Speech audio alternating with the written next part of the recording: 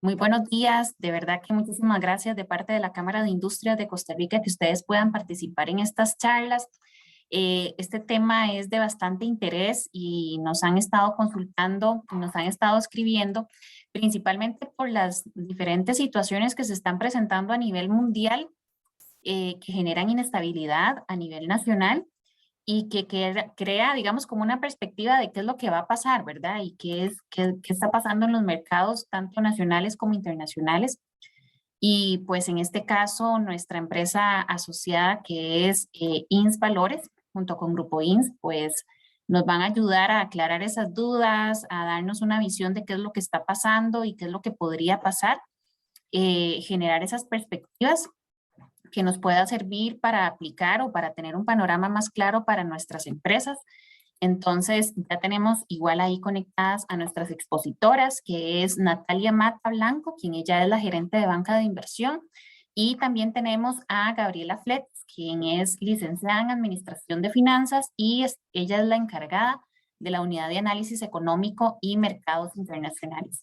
Así que a ambas, muy buenos días, muchísimas gracias por acompañarnos y bueno, a las personas que están conectadas, recuerden que las preguntas que ustedes tengan las pueden ir haciendo en el chat, yo las voy a estar revisando y una vez que ellas finalicen de exponer, pues iremos haciendo las consultas uno a uno. Y como siempre les digo, aprovechemos que ellas son expertas, que el día a día de ellas es estar haciendo análisis del mercado para hacerle todas las consultas que ustedes consideren. Natalia y Gabriela, muy buenos días. Muchísimas gracias por estar en esta charla. Buenos Muchas días. gracias, Tatiana. Bueno, primero que nada, muchísimas gracias a la Cámara, Tatiana y a Catherine que hacen posible este tipo de charlas. Como bien les decía Tatiana, mi nombre es Natalia Mata, yo soy gerente de banca de inversión de INS Valores y me acompaña mi compañera Gabriela Fletes, quien va a estar a cargo, en realidad ella es la verdadera experta en la materia. Yo vengo principalmente para comentarles un poco del grupo. Nosotros dentro del grupo INS, cuando se habla siempre del grupo INS, obviamente pensamos en seguros, pero tenemos un brazo financiero que está conformado por INS Valores, que es el puesto de bolsa, y la unidad o INS Inversiones, ¿verdad? Que es la sociedad administradora de fondos de inversión. En conjunto formamos la parte financiera de Grupo INS que nos caracteriza, ¿verdad? Por tener los patrimonios más grandes de la industria.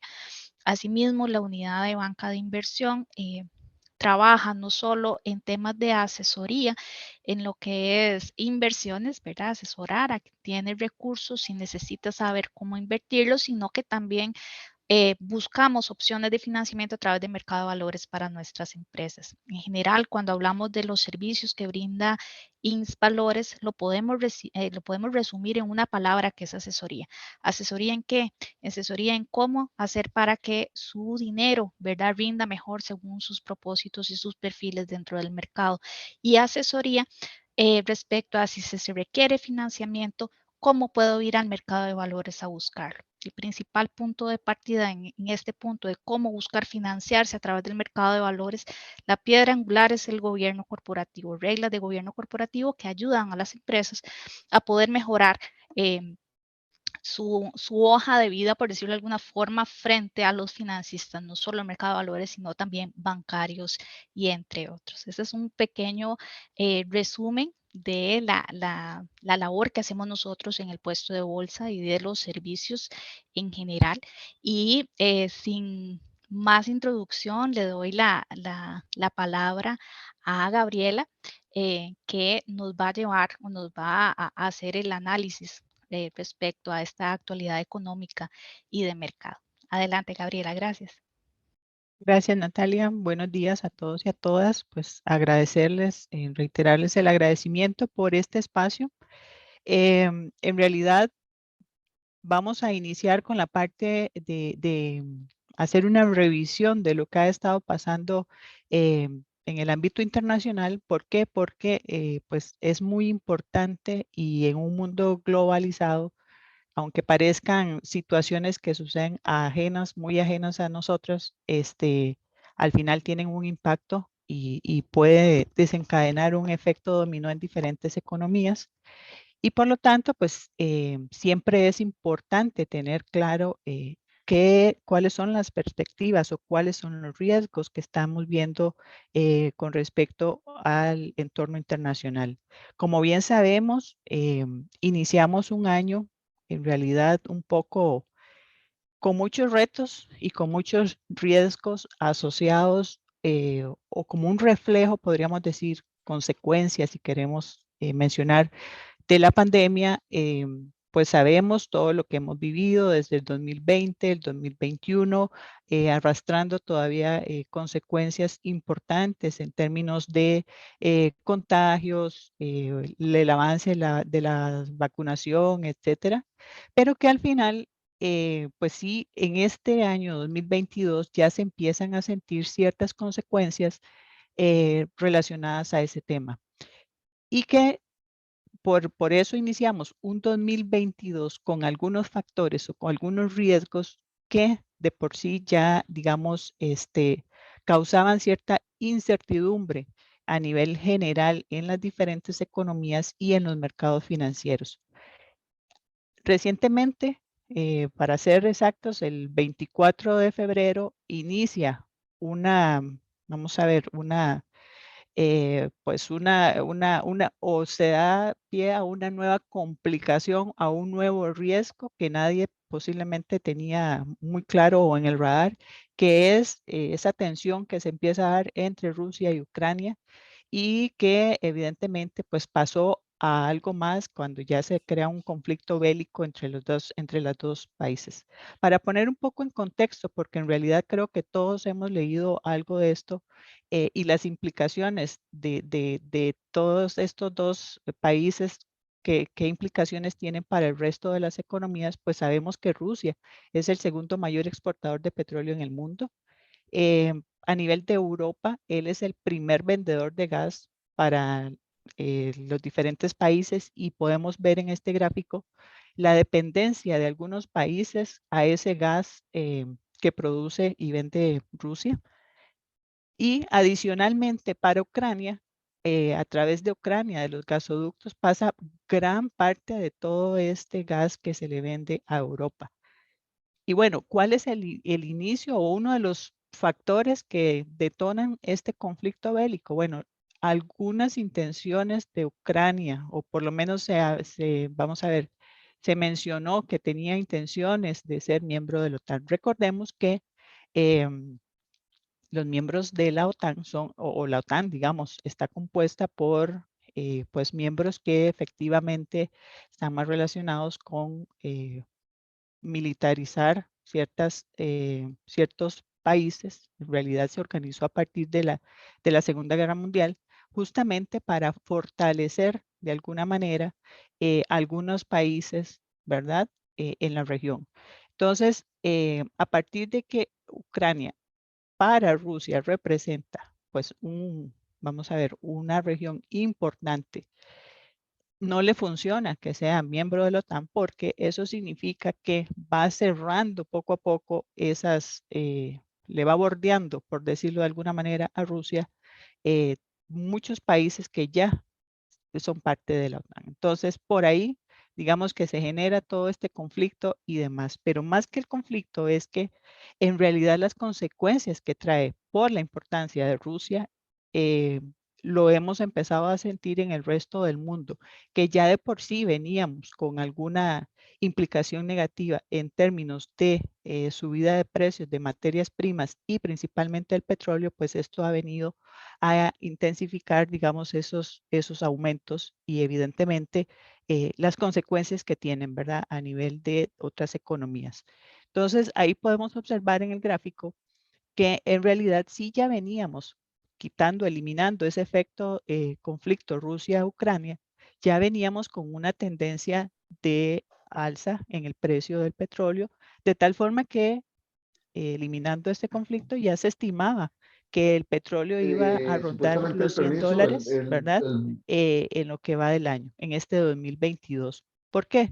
Bueno, porque hay un desequilibrio en la parte de la oferta, ¿verdad? Y la demanda, evidentemente, productores con cuotas que no han logrado poder cumplir a tiempo por diferentes elementos, ¿verdad? De estos productores importantes de petróleo y una demanda que evidentemente fue más fuerte a partir de que las diferentes economías fueron abriéndose producto de unos menores tasas de contagio o algún tipo de control de la pandemia. Entonces, al final sí veíamos un efecto en el precio del petróleo hacia el alza, pero que sin lugar a dudas, pues este nuevo conflicto viene todavía a incentivar un poco más los precios del petróleo.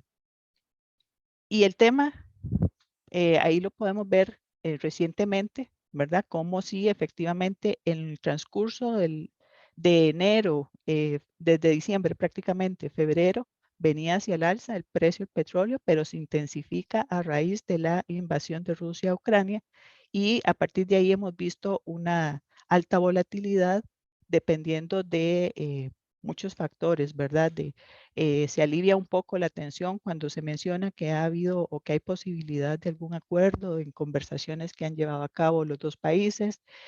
Cuando se percibe que no hay avance, pues evidentemente volvemos a ver un precio del petróleo hacia el alza, pero lo cierto del caso es que ya llevamos mucho tiempo con un petróleo que anda en su mayor parte del tiempo por encima de los $100. Inclusive llegó a estar en un momento dado a niveles de $130. Entonces, todo esto nos toma en un momento de, vamos a ver, que el mundo vive con altas tasas de inflación que no se veían hace muchas décadas. En particular, ese efecto del precio del petróleo, pero no solo el petróleo, sino diferentes materias primas. Y como consecuencia de la pandemia que hemos visto problemas en las cadenas de suministro, interrupciones, por parte, digamos, de algunos nuevos confinamientos que se vinieron dando a raíz de las diferentes variantes.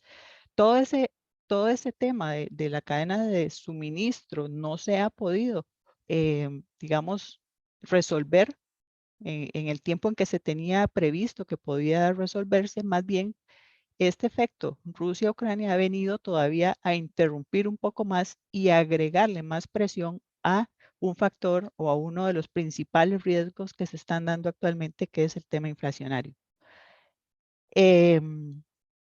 A nivel global, hemos visto un aumento importante en términos de inflación.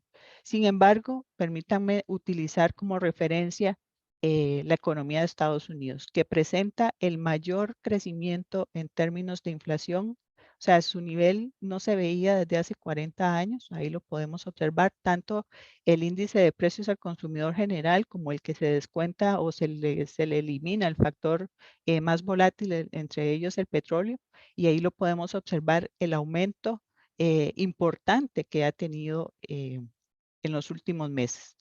¿Producto de qué? De muchas razones. En parte, recordemos que por tema de la pandemia, las diferentes economías, principalmente las desarrolladas y Estados Unidos en primer lugar, inyectó mucha liquidez en la economía para mitigar los efectos negativos de la pandemia y la paralización que hubo en general de las economías.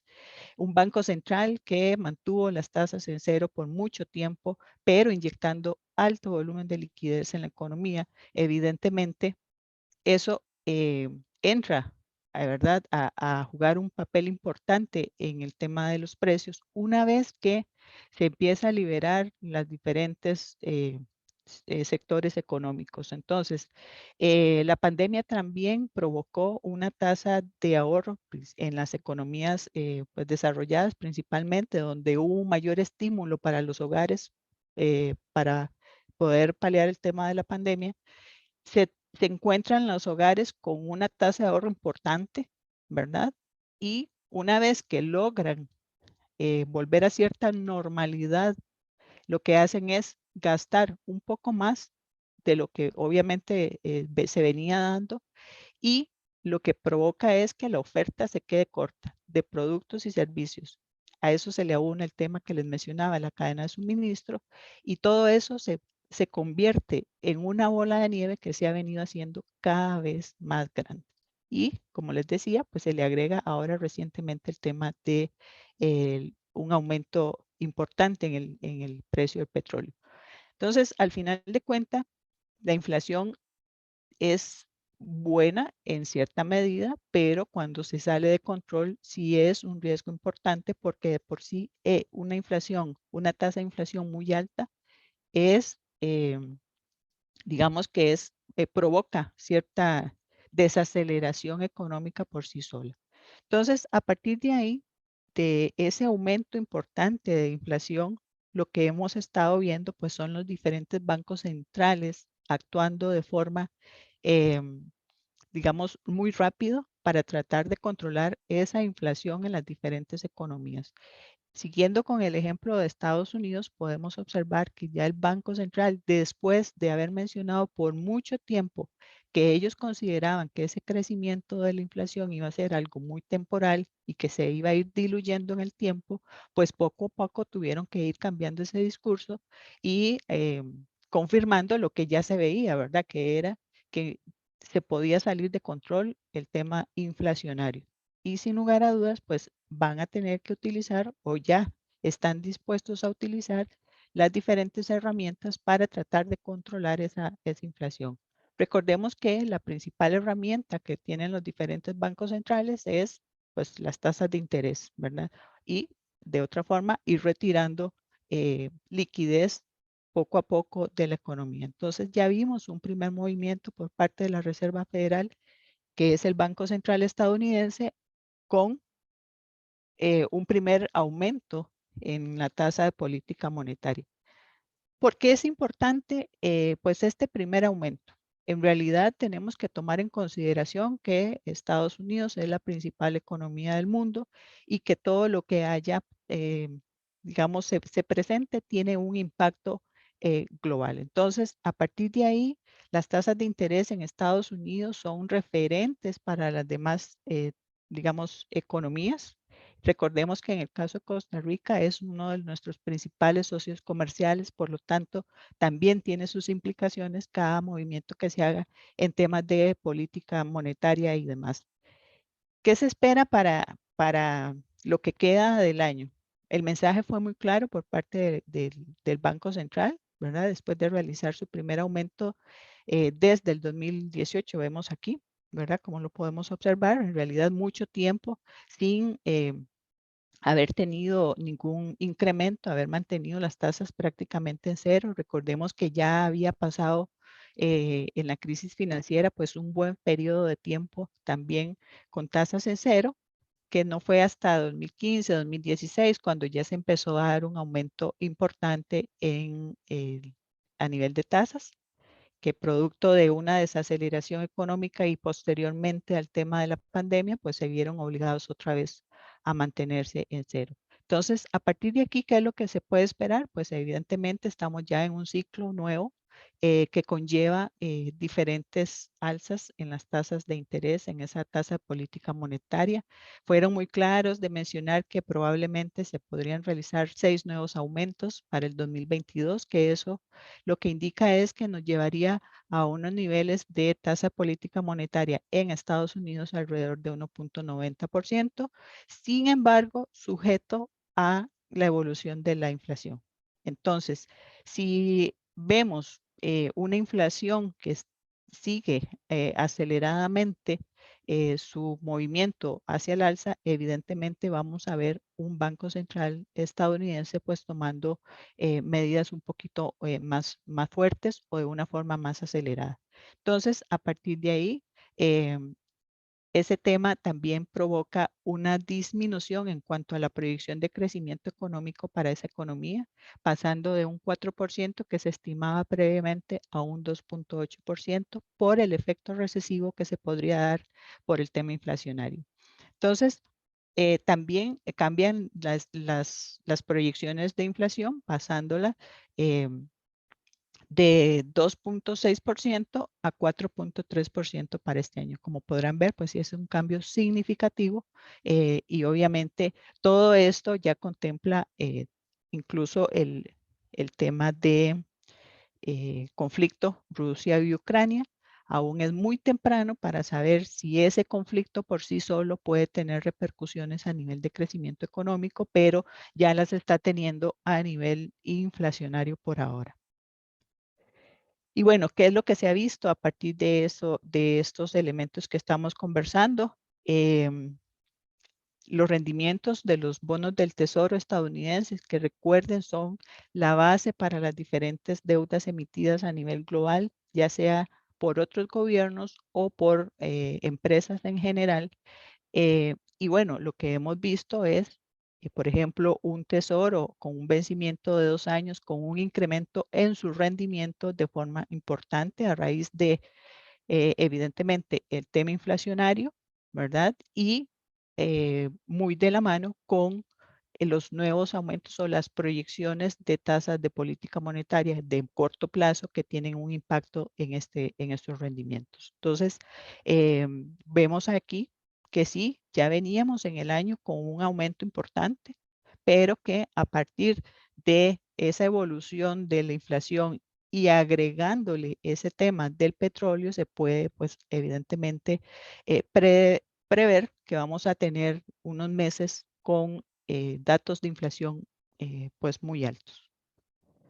En el caso del de 10 años, que también es una referencia importante para el resto del mundo, vemos también, ¿verdad? Un crecimiento importante con un poco de volatilidad en los momentos donde sí hubo más incertidumbre por el tema de la invasión de Rusia y demás, pero que poco a poco, cuando el precio del petróleo empezó nuevamente a subir, vemos el rendimiento del bono del tesoro subiendo en la misma proporción, justamente por este miedo que se le tiene a que el dato de inflación pueda seguir saliendo muy alto en los próximos meses.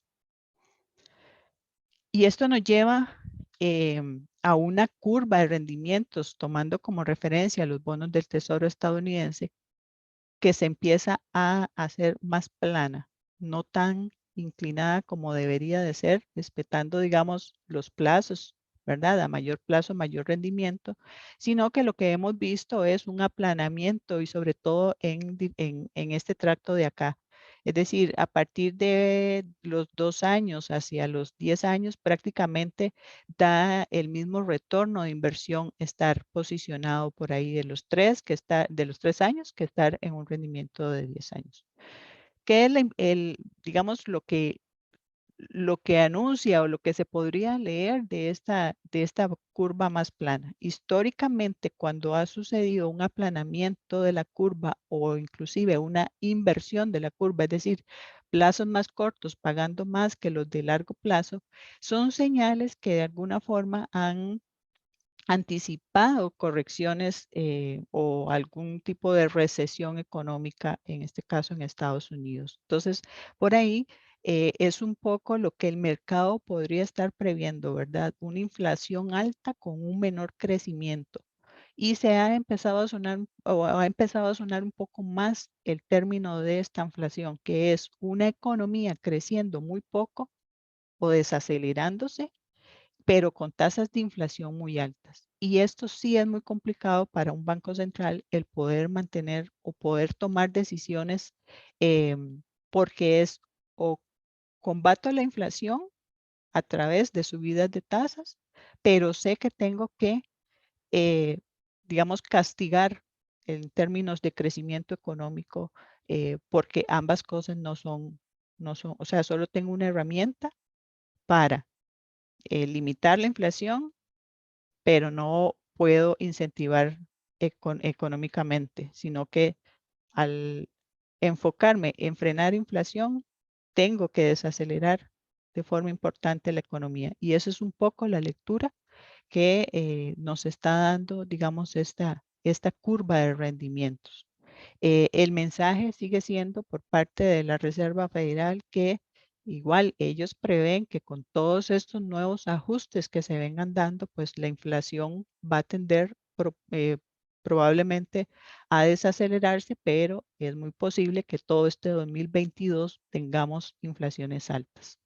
Entonces ya para el 2023 se prevén menos aumentos de tasas de interés, previendo justamente eso, ¿verdad? Que ya la inflación empieza a ceder poco a poco, evidentemente en un entorno, digamos, como el que estamos actualmente, que no se, vamos a ver, el conflicto de Rusia y Ucrania no vaya a pasar a más, en el sentido de que tengan que involucrarse otros países o miembros de la OTAN, etcétera. Pero en todo ese, digamos, en ese contexto, tendríamos todavía en el 2022, pues tasas de inflación muy, muy altas y evidentemente un proceso de tasas al alza. Y que esto más o menos ya se venía previendo por parte de las proyecciones del Fondo Monetario Internacional, que justamente hizo una primera reducción en cuanto a su proyección de crecimiento para el 2022, hablando un poco, mencionando eso, digamos, estas proyecciones fueron dadas antes de todo este tema del conflicto. Entonces, es muy posible que en las nuevas que realicen ahora en abril vayamos a ver una reducción todavía mayor en cuanto al crecimiento económico global y para las diferentes regiones. Entonces, en términos generales, ¿cuáles son los principales riesgos externos que estamos viendo? Pues evidentemente que siga de forma consistente subiendo los precios de las materias primas, entre ellos el petróleo, que eso conlleva a mayores tasas de inflación global y que evidentemente eso le mete mucha presión a los bancos centrales. Yo tomo como referencia, evidentemente, el Banco Central estadounidense, pero al igual hay otros bancos centrales alrededor del mundo que ya están lidiando con con este mismo tema y que el gran riesgo es que la economía empiece a desacelerarse de forma importante. Y bajo ese review que le hicimos a la parte internacional, pues también vamos a hacer un análisis de la parte local donde no cambian, o sea, no es muy diferente el escenario, porque ya el Banco Central igual hizo un recorte a su proyección de crecimiento para este año 2022. En octubre del 2021 su proyección de crecimiento rondaba el 4.5% y ya la más reciente están estimando un crecimiento de 3.9% y muy alineado con todo lo que está pasando externamente, ¿verdad? Sobre todo con los principales socios comerciales, como les mencionaba.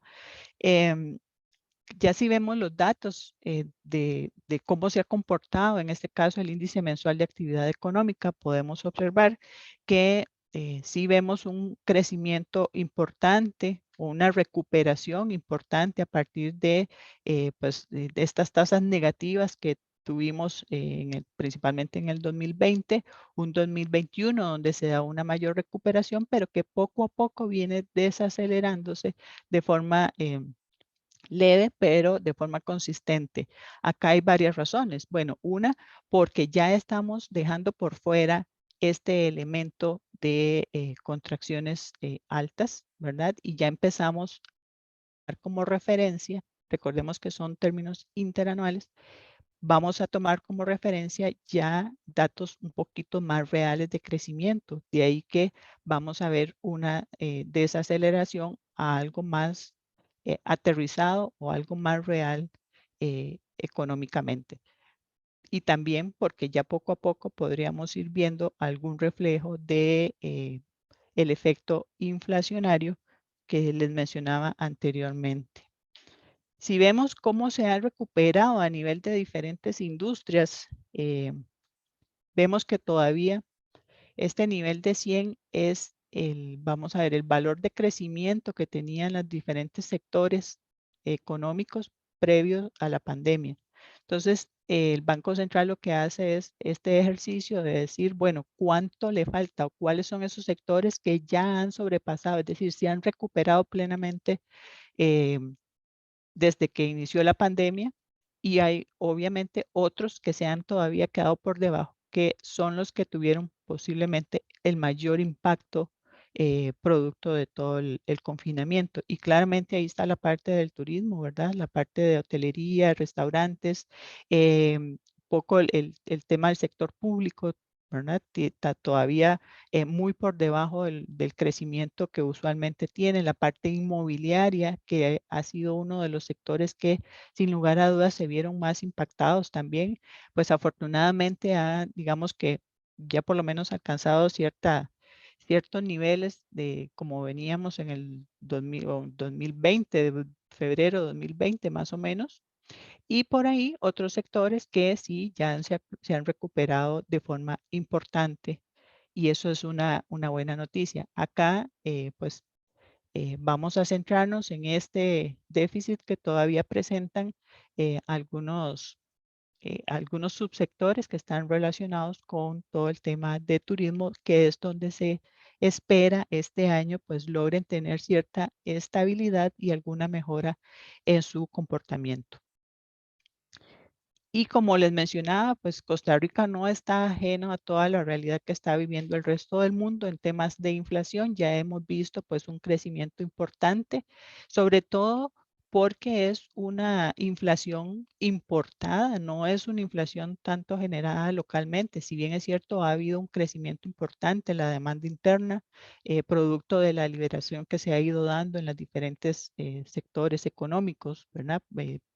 Por la evolución que ha tenido la pandemia, pero sin lugar a dudas tenemos un impacto directo por el tema de materias primas y sobre todo por el efecto petróleo que pues queda totalmente fuera de nuestro alcance el poder manejarlo.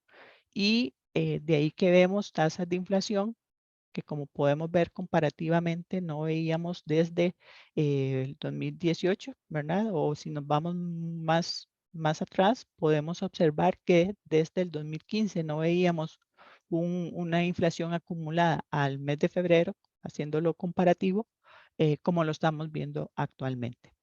Em, Evidentemente, pues la expectativa aquí o la proyección es que es muy posible que vayamos a seguir viendo datos muy altos de inflación y que este indicador se va a mantener fuera del rango meta del Banco Central por algún tiempo. Ese algún tiempo, pues es difícil de poder decir cuánto tiempo se va a hacer, porque como les mencionaba, no depende en 100% de nuestra economía, sino que es producto de lo externo.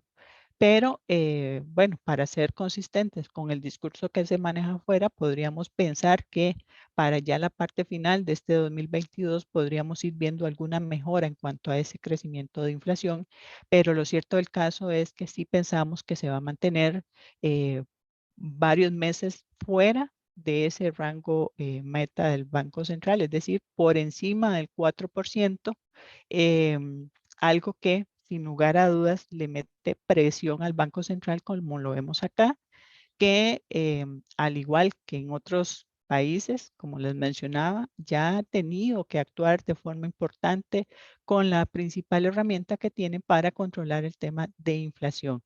Y de ahí que hemos visto a un Banco Central moviendo su tasa política monetaria de forma importante. La última fue de 75 puntos base. Es un movimiento bastante agresivo y que rápidamente lo ubica pues prácticamente en los niveles que teníamos previo a la pandemia. Después de tener un buen periodo en la tasa en mínimos históricos, pues evidentemente este tema inflacionario sí tiene, pues ha obligado al Banco Central a tomar estas medidas y que por ende, pues este aumento en la tasa política monetaria tiene que tener su repercusión en las diferentes tasas de interés locales, ¿verdad?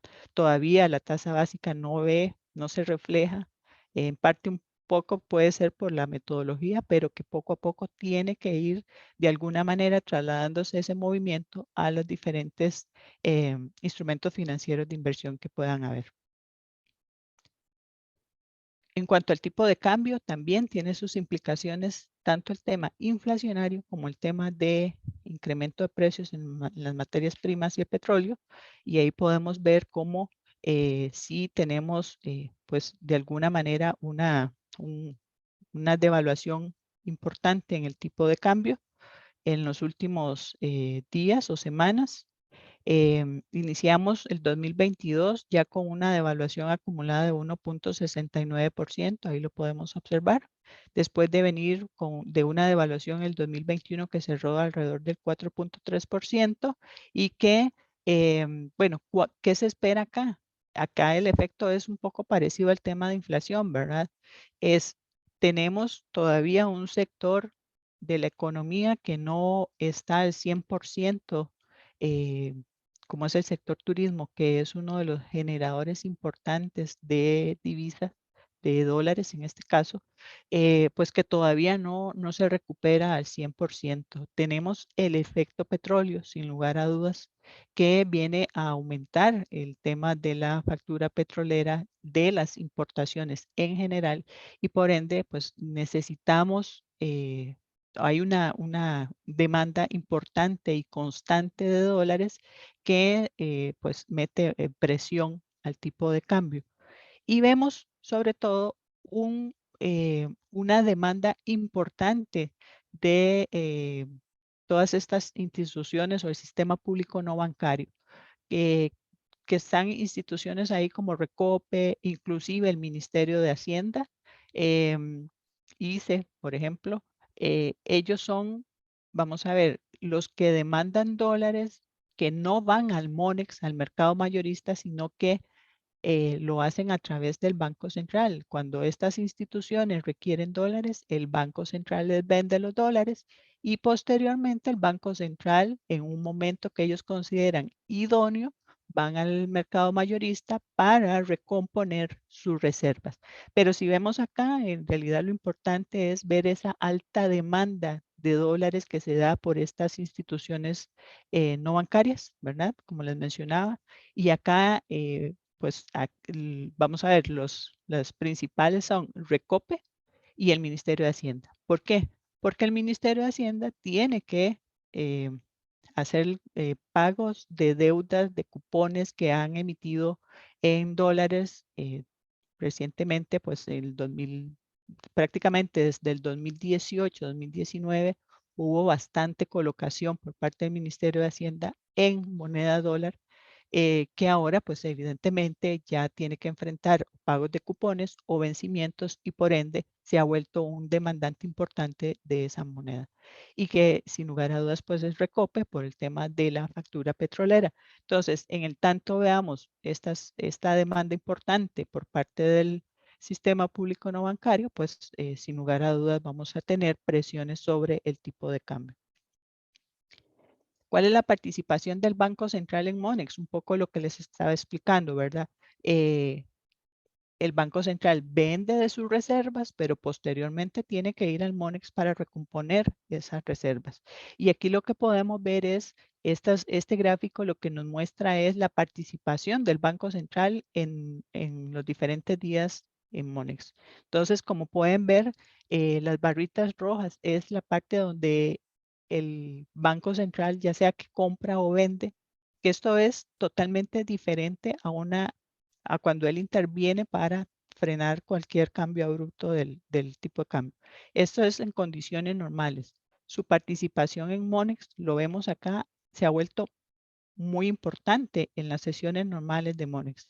¿Producto de qué? De esa alta demanda que les mencionaba anteriormente. Entonces, por acá uno puede concluir que efectivamente gran parte de la presión que estamos viendo y que no se diluye muy fácilmente es por parte de estos elementos que les mencionaba. Por lo tanto, podemos prever que vamos a tener un año que por sí solo, digamos, el tema de inflación devalúa una moneda, pues tenemos otros factores que le agregan, digamos, mayor presión. Entonces, por ahí, lo que estamos viendo o pensamos es que podríamos ver una devaluación alrededor de un 5% para finalizar el 2022. ¿Qué puede frenar un poco este proceso de evaluación? Bueno, un poco se puede ver compensado con la aprobación de diferentes créditos que están pendientes en la Asamblea Legislativa, créditos internacionales, que vendrían a darle un flujo nuevo, digamos, de divisas al país y que por ende, pues obviamente frenaría un poco cualquier avance de devaluación mayor, pero hago la salvedad, ¿verdad? Que hay temas fundamentales que pues no dependen 100% de la economía local, sino que mucho va a ser dependiente de lo que esté sucediendo internacionalmente. Y por el otro lado, el tema del Ministerio de Hacienda, pues que sin lugar a dudas se ha vuelto un demandante importante. Adicionalmente, hay otros factores que podrían estar causando también mayores presiones de evaluaciones. ¿Como cuáles? Pues una posible mayor dolarización de portafolios de inversión, ¿verdad? Recordemos que hemos estado con tasas o rendimientos en colones muy bajos y que por ahí se ve cierta,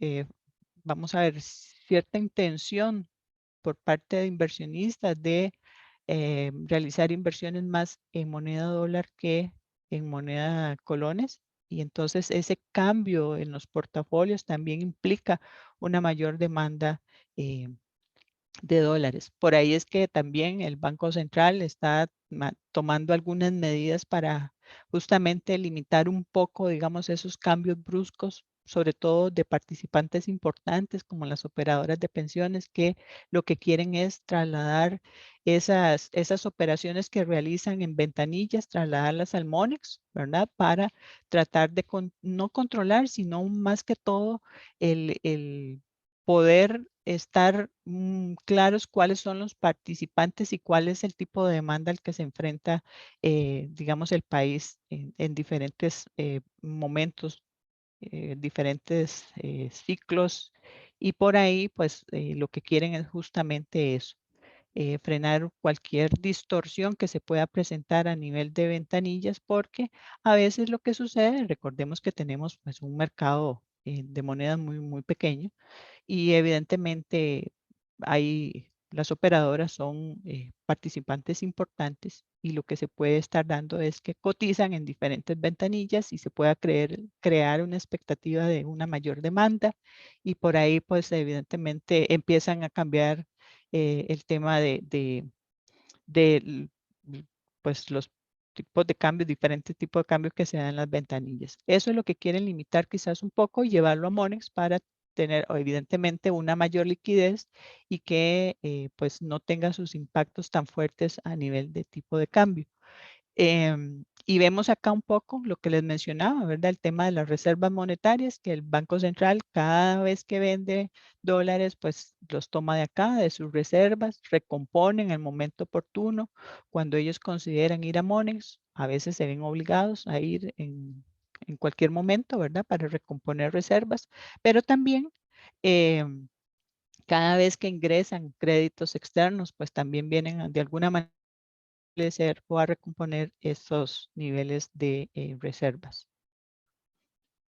Y un poco también en línea con lo que les estaba mencionando es el tema de la balanza comercial, que como podemos observar, si bien es cierto, ha habido una mejora en cuanto al nivel de exportaciones, pero también pues se ve frenado, ¿verdad? Por el tema del crecimiento que han tenido las importaciones, evidentemente por el tema que ya vimos, ¿verdad? De materias primas, principalmente tema de petróleo y que eso conlleva pues que tengamos a estas alturas del año, estos datos están a enero, que es lo más reciente que tenemos, de un déficit comercial de 600 millones de dólares. Entonces, claramente, ¿verdad? Si mantenemos esta condición, pues eso involucra mayor demanda de divisas, de dólares para hacer pago a estas importaciones. Y bueno, otro de los grandes temas que siempre ha sido o en los últimos años se ha convertido en un principal riesgo también para la economía es el manejo de las finanzas públicas. El tema del déficit financiero, pues para nadie es un secreto que ha sido un tema muy particular en la economía y que nos ha costado pues ir perdiendo credibilidad de alguna manera, confianza por parte de inversionistas externos, locales, etcétera.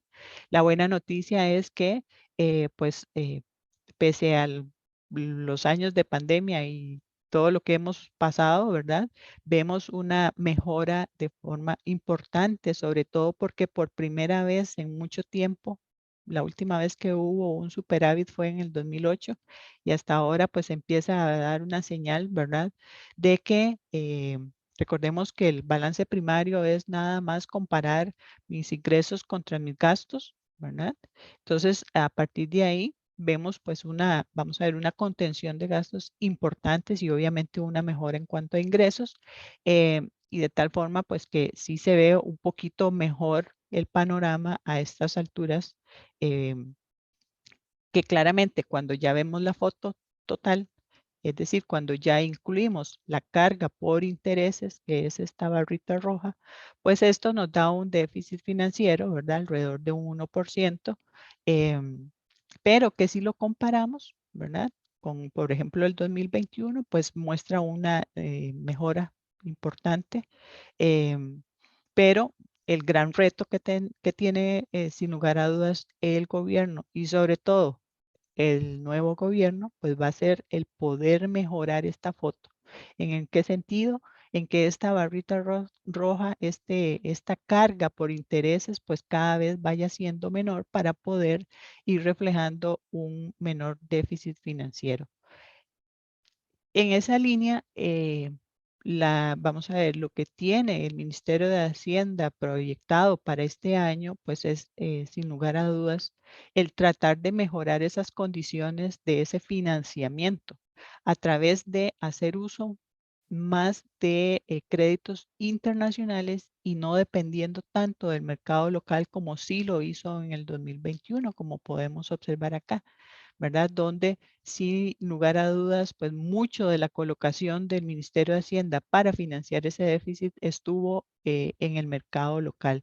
Ahora lo que esperan es revertir un poco esa estrategia y basarse más en un financiamiento externo que sabemos que tienen mejores condiciones en cuanto al costo principalmente, ¿verdad? Y un poco en cuanto al plazo que permita pues mejorar en gran parte ese déficit financiero, irlo haciendo un poco menor cada vez. Sin lugar a dudas es un tema que no se logra de la noche a la mañana, es todo un proceso y hay que ser consistentes para poder lograrlo. Y dentro de toda esa planificación que tiene el Ministerio de Hacienda, que es, ¿verdad? La aprobación de diferentes créditos que vendrán a aportar a ese financiamiento, pues está todo este universo, ¿verdad? De créditos que están algunos en procesos de aprobación por parte del Congreso, otros han sido desembolsados recientemente, como por ejemplo estos 250 millones de BID, pero en sí, pues es un monto importante que el Ministerio de Hacienda tiene proyectado para el financiamiento de este año. El riesgo es que haya algún entrabamiento por parte del Congreso para la aprobación de, digamos, en tiempo de todos estos créditos que están pendientes. Entonces, por ahí va a ser muy importante que este cambio de gobierno no implique, ¿verdad?, algún retraso legislativo en este caso, para poderle dar continuidad a todos estos empréstitos internacionales que, como les mencionaba, de alguna manera vienen a ayudar al tema presupuestario, pero también vienen a ayudar al tema de evaluación. Y bueno, lo que se logra es, o lo que quiere lograr el gobierno es ir bajando esa curva que venía creciendo en cuanto a la deuda total como porcentaje del PIB y la disminuyendo paulatinamente en el tiempo, que es uno de los objetivos que se tiene con todo el tema del Fondo Monetario Internacional, el acuerdo que hubo, pues es un poco, ¿verdad? Ese compromiso de poder ir bajando esa curva paulatinamente y que si se mantuvieran, digamos, el accionar como lo han estado haciendo, que vimos que sí está reflejando un cambio positivo en términos de déficit financiero, pues sí es muy probable que se pueda lograr pues este objetivo. Y bajo todo este panorama, pues han habido eventos positivos, ¿verdad? Que hay que destacar. No todo ha sido tan, o no todo se proyecta tan negativo. Han habido avances en temas, sobre todo de aprobación, por ejemplo, la ley de empleo público, que viene de alguna manera, pues, a darle más confianza al proceso de todo lo que implica el acuerdo con el Fondo Monetario Internacional. Em, Temas como, por ejemplo, esa mejora en el déficit financiero, la aprobación de la ley de empleo público, tuvieron como consecuencia una reacción positiva por parte de las calificadoras de riesgo, donde varias de ellas, Fitch y Standard Poor's, revisaron, pues hicieron una mejora en cuanto a la perspectiva de riesgo, bueno, la calificación de riesgo del país, pasándola de negativa, como estaba, a estable. Eso es una mejora importante porque de mantenerse esa perspectiva de riesgo estable, conlleva a que si se siguen realizando mejoras importantes, el siguiente paso, pues más cercano sería una mejora en la calificación de riesgo, y sabemos pues todas las implicaciones positivas que eso podría tener, sobre todo para el tema de confianza de los inversionistas, y el tema del financiamiento en general para el gobierno le costaría muchísimo menos. Entonces, digamos que esos son elementos importantes. La revisión recientemente del Comité del Fondo Monetario Internacional, donde parece que se fueron pues con una muy buena impresión del avance que se ha tenido. Y bueno, esos son elementos positivos a destacar. Los principales riesgos que vemos en general, que no son muy ajenos a lo que vimos en la parte internacional, pues el menor crecimiento económico posible por vamos a ver, este aumento en las tasas de política monetaria que estamos viendo para frenar inflación, que esas presiones inflacionarias se salgan de control totalmente en la economía local, pero esperamos que no, porque el Banco Central ha venido actuando de forma, digamos que oportuna, pero que no depende totalmente de su accionar. Ya lo vimos y lo mencioné, depende mucho de la parte externa. Y bueno, la no aprobación de ese financiamiento externo que les estaba mencionando va a ser vital. Entonces, por ahí esos son los principales riesgos que estamos viendo en la economía local. Esa era la información pues que queríamos refrescarles a ustedes, y quedo atenta a si hubieran algún tipo de preguntas, con mucho gusto. Muchísimas gracias, Gabriela, y a Natalia. La verdad es que siempre es bastante claro e interesante estar escuchando lo que está sucediendo. Por el momento no tengo ningún comentario o consultas en el chat. No sé si alguien eh, tuviera alguna duda o algo que nos quisiera escribir. Mientras tanto, y nosotros aquí esperamos a que las expertas nos puedan facilitar o responder las consultas que ustedes tengan.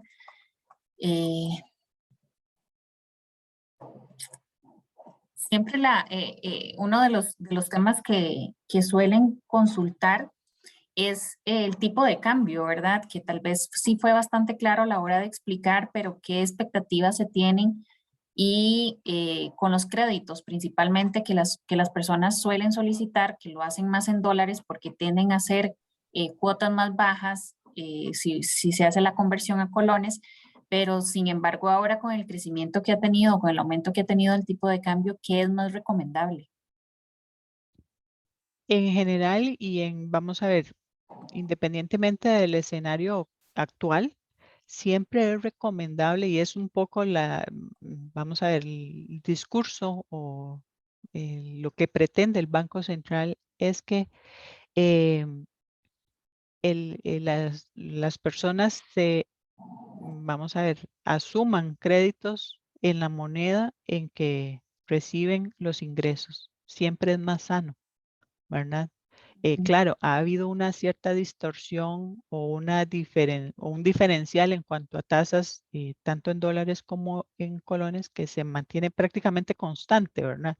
Pero sin lugar a dudas, en un escenario como el actual, donde sí pensamos que podría haber una mayor devaluación o por lo menos una mayor volatilidad en el tipo de cambio que no estamos acostumbrados a tenerlo, es mejor pues hacer un análisis un poco más detenido, eh, porque ambas tasas están subiendo, como ya lo vimos, ¿verdad?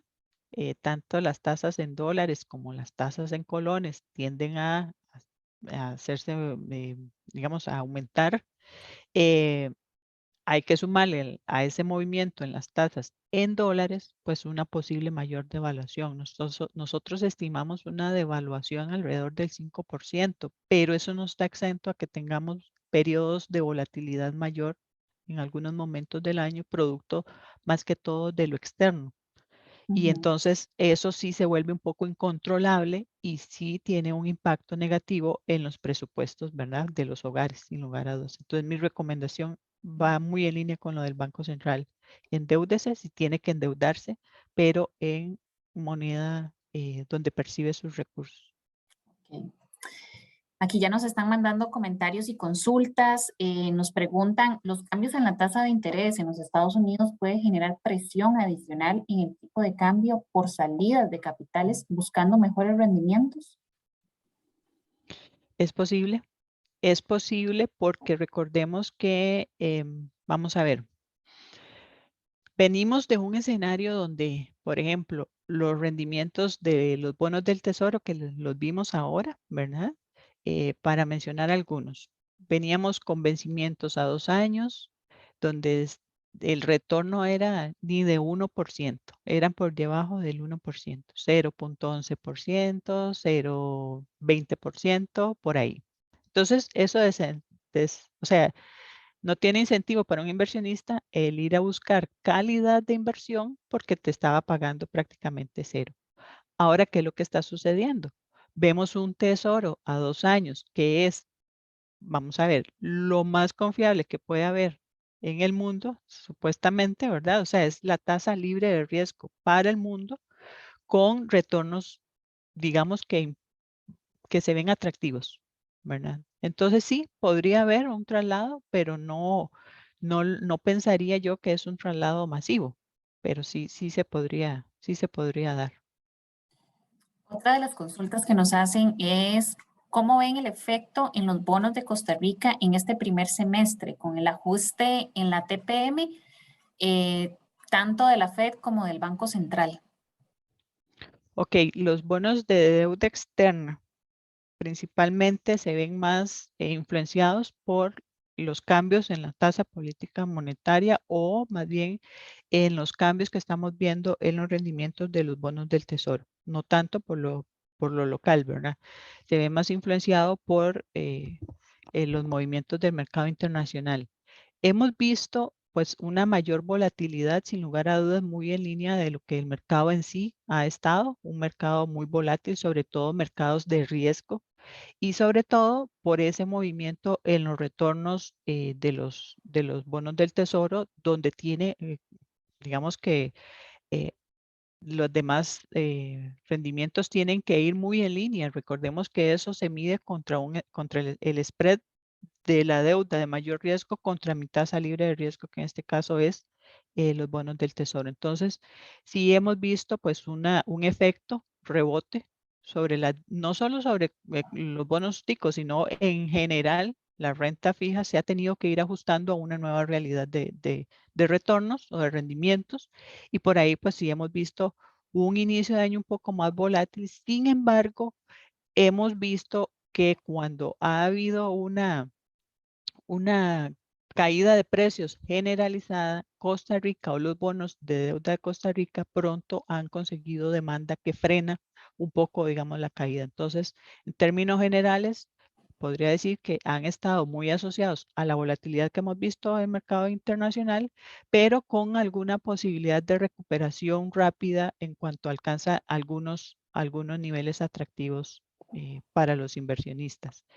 A pesar de que hemos tenido, bueno, estamos en un periodo de elecciones y demás, también hemos visto un efecto neutro, ¿verdad? Prácticamente ha causado para el mercado, vamos a ver, causó, podríamos decir, buena impresión los dos candidatos que quedaron para la segunda ronda, porque no vimos una venta masiva de los bonos, sino al contrario, vimos ahí una demanda, digamos que moderada, y eso pues lo que se traduce es que pareciera que los dos candidatos son bien vistos a nivel internacional, generadores de confianza de alguna manera, porque si no hubiéramos visto una reacción posiblemente negativa.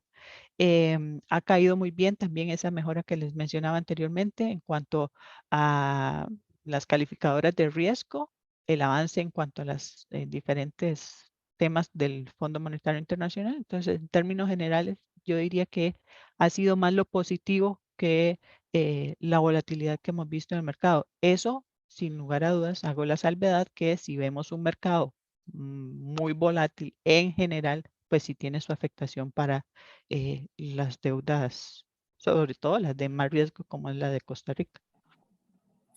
Bueno, tanto la presentación como el enlace de la grabación de la charla se los vamos a compartir en el transcurso de la tarde. Randall aquí nos dice que un ejemplo de cómo es que se da más el financiamiento local que el externo. ¿Por qué es menos caro el externo que el interno? Ok, vamos a ver, siempre la deuda, recuerde que los países pueden emitir deuda externa o interna. Normalmente la deuda externa se guía más por las condiciones externas. Venimos de un proceso de tasas en cero, ¿verdad? De retornos, de eso que vimos, de los retornos de los tesoros, que es la base para las demás deudas, prácticamente rindiendo nada.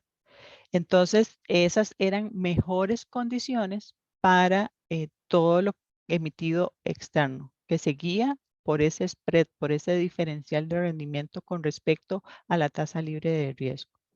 Entonces, localmente, la deuda interna siempre debería de poder pagar un precio por liquidez, principalmente porque tenemos un mercado muchísimo más pequeño, ¿verdad? Son emisiones que se colocan en montos más pequeños que las externas normalmente y que están obviamente ofrecidas para un mercado muchísimo más pequeño. La deuda externa tiene la posibilidad de ser comprada por inversionistas externos, por fondos, por administradores de fondos importantes, etcétera, a diferencia de la deuda interna. Entonces, siempre eh, tiende a pagar un premio justamente por liquidez principalmente. Entonces, de ahí que se hace más cara. Además que culturalmente el inversionista local, eso ha cambiado un poco, pero tradicionalmente ha sido más cortoplacista o más de mediano plazo y no tanto de largo plazo. Entonces, limita o ha limitado históricamente al Ministerio de Hacienda el poder crear un portafolio más, más diversificado en cuanto a plazo. Tiene que enfocarse un poco más en la parte corta o media, a diferencia del mercado internacional, donde sí tiene la posibilidad de ir ampliando plazos porque sí hay demanda para ese tipo de plazos por parte de inversionistas extranjeros. Otra de las consultas que nos hacen en el chat, Shirley dice si el Banco Central ha tomado la decisión de realizar algún cambio en la política monetaria que tiene el país en este momento. Sí, es un poco lo que vimos, ¿verdad? En uno de los gráficos, los aumentos que ha realizado a partir de diciembre, ha venido realizando, hizo dos movimientos de 50 puntos base en la tasa de política monetaria y la más reciente de 75 puntos base. Entonces sí ha sido prácticamente movimientos cada vez que se reúne para revisar temas de política monetaria y justamente ya midiendo un poco esa aceleración que estamos viendo en temas de inflación y tratando de darle un poco de valor a la parte de inversiones en mercado local en colones, sobre todo, ¿verdad? previendo que esas inversiones al menos paguen, te compensen un poco las tasas de inflación actuales.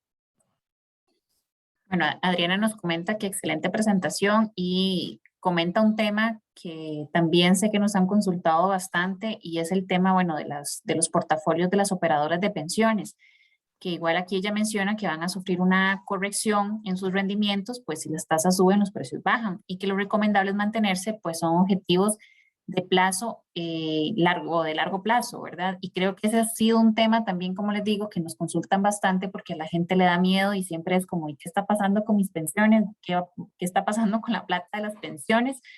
Y hay bastante preocupación específicamente en esa parte. Ujú. Bueno, un poco, vamos a ver, vamos a ir por partes. Las operadoras de pensiones han estado incursionando en algún grado, digamos, en mercado internacional, que es un poco también lo que les mencioné, ¿verdad? Que esas dolarizaciones de portafolios también han colaborado con la parte de la devaluación, ¿verdad? O una mayor demanda de dólares. Y es producto un poco de eso. Han estado incursionando con un mayor volumen que hace varios años en mercado internacional, ya tanto puede ser en bonos o puede ser en mercado accionario que es más volátil, ¿verdad? Entonces, sí vemos por ahí que evidentemente la valoración de sus portafolios, dependiendo de esas inversiones que hayan hecho y los plazos sobre todo, pues sí, sí va a haber cierta volatilidad en cuanto a la valoración.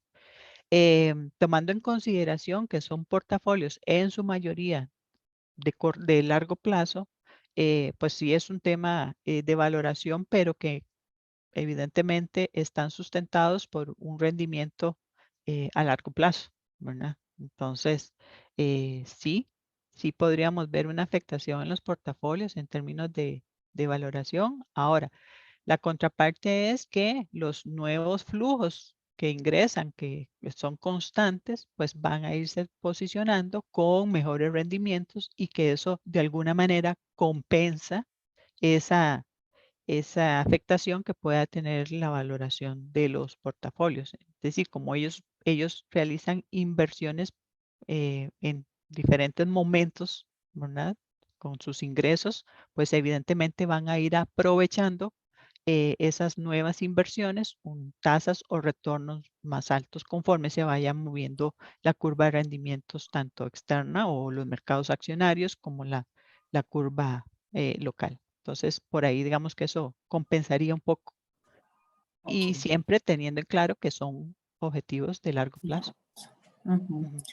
Cierro con dos preguntas que van como en la misma línea. Uno nos pregunta, Francisco, que cuál es la expectativa de los eurobonos de la deuda externa y también en la misma línea Adriana nos pregunta que cómo se ha comportado el spread de los bonos de deuda externa con respecto a los tesoros en este 2022. Ujú. Sí, vamos a ver, es un poco lo que conversábamos, ¿verdad? Han tenido una volatilidad mayor en términos generales, producto más que todo de las condiciones generales del mercado, ¿verdad? Hemos tenido un inicio de año complicado para todo lo que es mercado accionario, ¿verdad? Un poco complicado con todas las deudas, principalmente las de mayor riesgo, donde está incluido Costa Rica, y ese efecto de esos aumentos en los retornos, en los rendimientos de los bonos del tesoro. Entonces, los spreads se han movido digamos, muy en línea con el mercado en general, que es muy, muy normal. Obviamente tuvimos un periodo de un spread muy amplio, pero fue a raíz del tema de la pandemia. Posteriormente ha venido haciéndose un poco más normal, ¿verdad? Ese spread con respecto a los bonos del tesoro, de tal forma que yo considero que han reaccionado muy bien han evolucionado pues de forma consistente con el resto del mercado. ¿Qué podemos esperar? Pues en realidad un mercado volátil, producto de todos los temas y de todos los riesgos que están latentes en este momento, pero como les mencionaba, hay ingredientes positivos para la deuda externa de Costa Rica. La parte vamos a ver, la expectativa de una mejora en la calificación, pues de alguna manera viene a darle favorece de alguna manera la deuda externa TICA y todo el avance que se ha venido dando. Por eso mencionaba que es muy importante pues la continuidad que se le pueda dar o ojalá mejorar en temas de déficit fiscal, ¿verdad? En temas del avance con el tema de cerrar ya el tema del Fondo Monetario Internacional para ir dando señales que le den confianza al mercado, al inversionista en general, tanto al externo como al local. Y a partir de ahí, pues, obviamente se favorece la deuda externa. Bueno, muchísimas gracias a Gabriela y a Natalia. Creo que aquí ya cerramos esta participación y esta charla que fue bastante clara. Agradecerle a ustedes siempre la disponibilidad para ofrecer y aclarar todas estas dudas y por supuesto que INS Valores como asociado a la Cámara de Industrias pues que nos apoye en estas gestiones. Así que agradecerles a ambas por su tiempo. Con mucho gusto, quedamos a la orden. Gracias, hasta luego. Bueno, y ya con esto cerramos entonces y pues